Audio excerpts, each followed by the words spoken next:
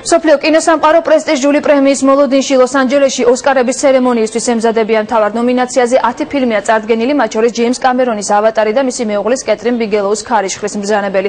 ცერემონიის სკანდალური დეტალები და კურიოზული ფაქტები რა ხდება კულისებში და ვის უწინასწარმეტყველებენ ჯილდოს გადაცემას. ექსკლუზიური ჩვენება იმედის მაყურებელს 9 მარტს 23 საათზე ელის, მანამდე კი ნახეთ ჩვენი რეპორტაჟი. მსოფლიო კინოსამყარო დღეს ერთწლიანი შრომისთვის ვერდიქტს ელის. საოცნებო ოსკარი მხოლოდ რჩეულებს ერგებათ. ლოს-ანჯელესში კოდაკის სამყაროს წინ სამზადისი უკვე დასრულებულია.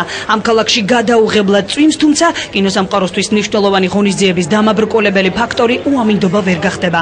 მსოფლიო ვარსკვლავები წითელ ხალიჩაზე ტენტების ქვეშ გაივლიან. ოსკარზე ნომინირებული ფილმების ავტორები, სცენარისტები, მსახიობები და მაკიაჟის ოსტატები ცერემონიის შედეგებს მოუთმენლად ელიან. პრესტიჟულ პრემიას ხვალ კინოსამყაროს წარმომადგენლები არა მაღალ ბიუჯეტიანი ფილმების და მისი ავტორიტეტული პროდიუსერების გამო, არამედ განსაკუთრებული იდეის საუკეთესოდ განხორციელებისთვის მიიღებენ. ოსკარის ნომინაციაზე წელს ტრადიცია დაერღვა. 5-ის ნაცვლად მთავარ ნომინაციაზე 10 ფილმია წარდგენილი. მათ შორის არის ექს-მეუღლეების, ჯეიმს კამერონის ავატარი და მისი ყოფილი ცოლის, კეტრინ ბიგელოუს ქარიშხლის მბრძანებელი.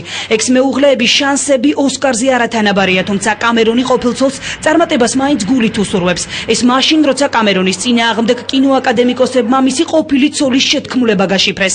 ბიგელოუს პროდიუსერმა დაჯილდოების ცერემონიამდე რამდენიმე დღით ადრე კინოაკადემიკოსებს ელექტრონული წერილები გადაუგზავნა, მოთხოვნით ხმა მიეცათ მისი ფილმის სასარგებლოდ და ავატარის წინააღმდეგ.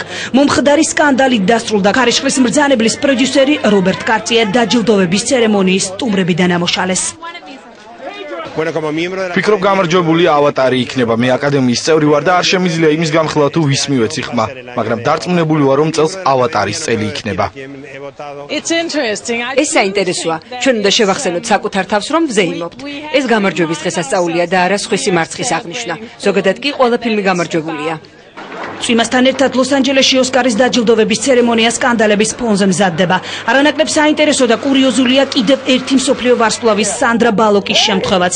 მსახიობს ქალის ყველაზე ცუდი როლის შესრულებისთვის ოქროს ჟოლო ფილმში, ყველაფერი სტივის შესახებ თამაშისთვის ერგო. პარალელურად კი მას საუკეთესო ქალის როლის შესრულებისთვის ოსკარის მიღებას ფილმ უჩინარ მხარეში უწინასწარმეტყველებენ.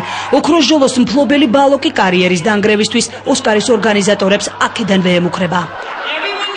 დიდი მადლობა ჩემი კარიერის დანგრევისთვის ასეთი ცუდი გადაწყვეტილების გამოტანით. ეს ძალიან უჩვეულო ჯილდოა. შინაგანი ხმა მკარნახობს, რომ ფილმი მართლაც არ უნახავს ყველას და თუ თქვენ ფილმს ნახავთ და მეტყვით, რომ ეს მართლაც ყველაზე უარესი ფილმია, გპირდებით მომავალ წელს დავბრუნდები და ჟოლოს დავაბრუნებ.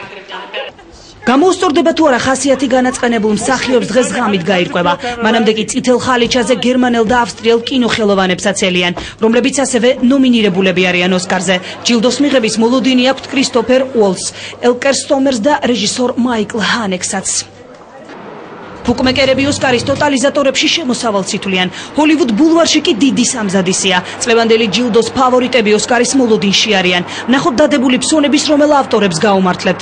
ცერემონიაზე ფავორიტი ნომინანტები: კამერონის ავატარი, მისი ექს-მეუღლის ქარიშხლის მბრძანებელი და ფილმები მეცხრე რაიონი, აღზრდა, usახელო ნაბიჯვრები და სერიოზული ადამიანია. ოსკარების დაჯილდოვებას მაყურებელი ექსკლუზიურად იმედის ეთერში 9 მარტს 23 საათზე გადაცემა სიმართლის დროს დასრულებისთანავე ნახავს.